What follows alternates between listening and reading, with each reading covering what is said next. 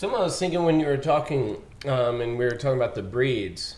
If you remember old movies or really anything like Fugitive, the guys on the run, almost all the officers then had like the Basset Hound. Bloodhounds. Yeah. Yeah. Like, they still do. I won't knock them, but it's the big floppy-eared dog with the... They're supposedly really good at smelling and sensing, right? Like smelling people? Yeah, their olfactory system, which is the system that's built in their nose that goes all over. How are those dogs trained? Do you need to have some type of sample to make the dog smell and be like? Well, with them, isn't it tracking? Like that's where they're better at, is being able to. So they hit a scent on them. I don't even know why I'm talking. You're the professional. Go ahead. I watched enough movies. Go ahead. Yeah. No, but they'll hit have them smell a shirt, or hit them with the track with the scent, and then they will follow it for the most part. In the movies, yeah. All right. and I think there is. So that was a Hollywood version. I'm not. That's not how we do it. I'm not. I've only had one bloodhound in my life, since I've had this kennel. Mark from Papa's I'm not going to bag on bloodhounds because he's got a bloodhound that we take care of all the time. But they're a great dog, and they again, I don't know much about the breed. What we rely on is the dog's olfactory system. It's that sensory system that's contained in their nose and in their head that they receive all this information from. If you actually do research on it, like their ability to detect things is unreal, and they're always finding out new things too.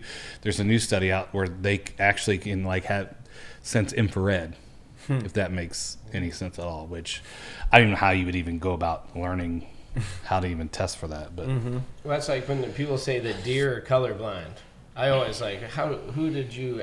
Right, yeah. What deer told you that? What deer was like, I'm not seeing the orange. Yeah. Oh, yeah, yellow, that's right. Yeah. I've always laughed at that. You got hunters out here in bright orange. Yeah. And, the deer can't see you. Don't worry. I just find that Or they buy like the $1,000 camouflage. I'm like, I go out hunting in blue jeans and a pole, How do you go about training dogs for drugs? Do they need to know the smell of drugs? No.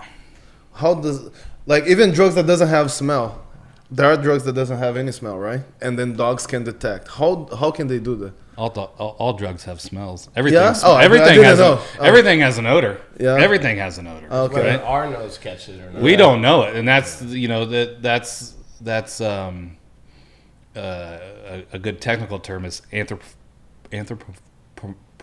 even say it right now. It's putting human values on a dog. Okay. Right? Anthropomorphic. Yeah, I'm tongue twisted, but